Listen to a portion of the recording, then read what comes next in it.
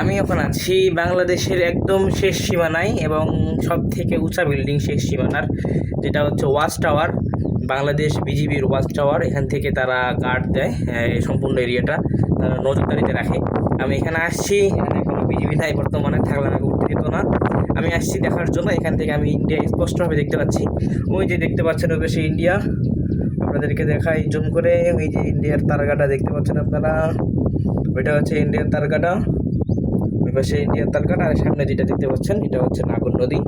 আমাদের অনেক দূর থেকে মানুষেরা আসছে এখানে মাছ ধরার জন্য, এবং তারা মাছ ধরতেছে। এখানে কিছুক্ষণ আগে মাছ ধরতেছিল, এখানে মাছ ধরার সময় তারা ধরতে ধরতে চলে গেছে একবার ওই পাশে। জানি না দেখতে পাচ্ছেন কিনা, ওই যে কিছু মানুষ দেখা যাচ্ছে ওখানে, তারা মাছ ধরতে ধরতে গেছে এখান থেকে মাছ মারতে মারতে।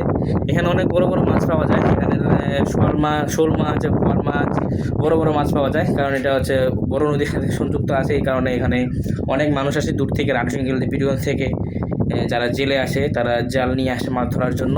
তো আমি এখানে আসছি আজকে, এখানকার পরিবেশ অনেক সুন্দর এবং আপনাদেরকে দেখাইলাম। Bye bye.